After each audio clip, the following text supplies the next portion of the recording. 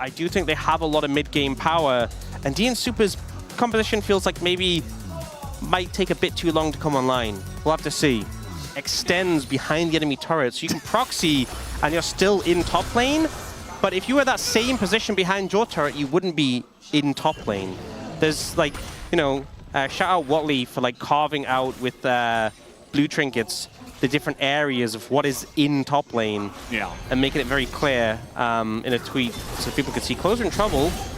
Yeah, Sun is going to come in. Silas here as well. Easy first blood given over to Cuz. Closer doesn't even elect to flash, as now being kited out here. The Braum not exactly enjoying himself. Ghost getting super low, has to flash later on. At least he did get the assist later. But again, he was behind like 2-3 minutes on the quest completion on Closer. Takedowns are worth less if you're... no, I think takedowns are worth the same, whether or not you're in lane. But I know turrets and plates are worth more in your lane as well. Yeah, that's it. So minions, turrets, plates are worth more in your lane. Takedowns are worth the same anywhere.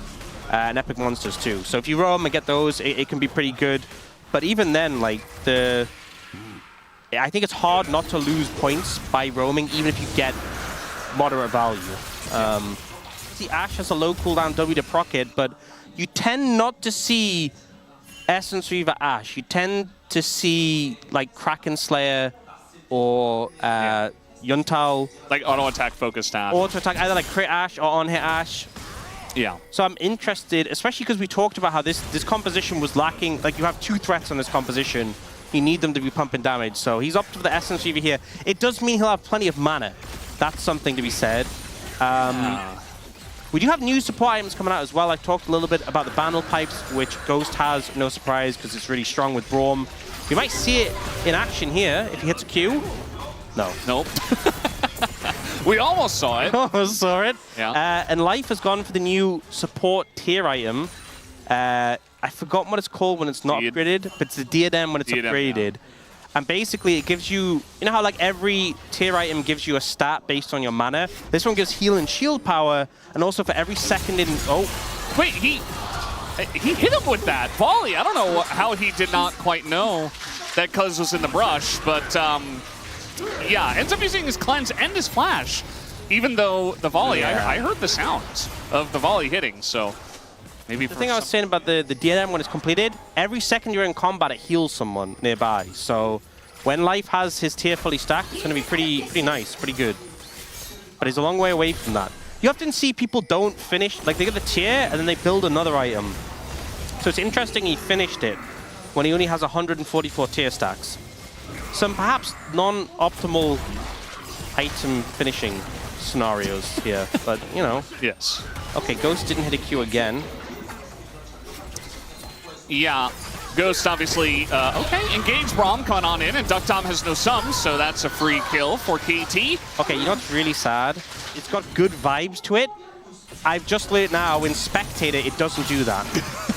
So we don't get to see the Bandle Pipe vibes, unfortunately. And I'm just very sorry to everyone watching, because I really sold this item as a great experience, and we're being denied the Bandle Pipe vibes. It was a whole party. I'm sure it'll be fixed in the future. We're on 26.1. I want everyone to know. It's a party, you know? Everyone's invited to the Bandle Pipes. And everyone loves pipe-based instruments, like bagpipes, right? Here and make another. And it's irrelevant because it's not going to happen this game, and probably we're not going to see it for a while, but I wanted to bring it up because I missed that so much. So if BDD wanted to, he could build another tier right now and start stacking. Yeah. He could get 4 tier items if he really wanted to. And he is Rise. Nothing's stopping him. Mana. Except the one to win the game. Yeah, I do think eventually, you know. When there's Seraphs after the Murmana. So that'll be one where you see it, I think, from time to time. It's great for ARAM Mayhem, right? When you get like Overflow or Mind to Matter. And you're stacking it very quickly because... Yeah, it stacks faster in ARAM. Yeah. Yeah. Summoner's Rift less so. But some good pressure coming up from KT. 3 Dragons in pocket, 4.5k the lead. Baron nearly up as well. And I am never someone to say, don't build how you want to build. But what is Stockdown cooking right now? What? You know, I think he's a little confused by the new season changes. Just like SG Fiend Hunter? What is the thought process? You fire Ash Arrow and then... What? I'm so confused. Yeah, I mean... You ult, and then your first auto is just jacked with the Sheen proc and the Fiend Hunter. Sorry, but I guess the movement speed, maybe? A little spooked. Yeah. What is that TP? Look at this TP on the minimap. What was that TP? Oh, he wanted the health shield, I guess? No, I can't justify that. That can't be a thing. I mean, is he just TPing for the shield? That must be it. But I can't see any other justification. He just really, TP'd for the shield. He wants that fat shield. And honestly, I respect it. It's coming up here in 5 seconds. I respect it. He wants to be thick. And look at that shield. It's like buying an elixir right before an important fight, except you use your teleport for it. And so Cuz is here, and he's like, yeah, I can't really do damage through this gigantic shield. It is such a big shield. It's really sizable.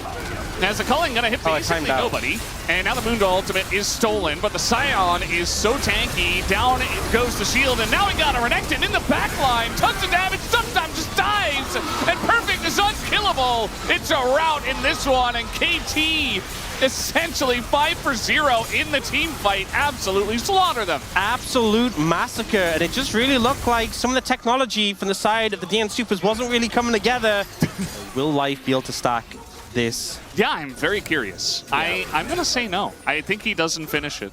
You don't think he... Yeah, honestly, it's looking that way. It's a 12,000 gold lead almost, and KT have this comp that's very reliable for setting up fights with the Silas, the Rise, trying to get in there, and just a bunch of beefy targets that they can hit. They can force an objective right now.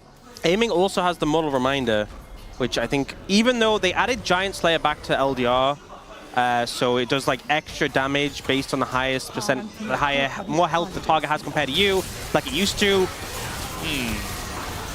Well, he went into his own jungle. He thought it was his jungle. It's not. So even though LDR is really good against a health stacking team like DN SOOPers has, I think there's so much healing on the enemy team. They were kind of like, look, we need a consistent Grievous Wound supplier. And even though Cuz had it, they're like, model reminders to play here. Yeah. Trying to step up and do extra damage speed at E. They will.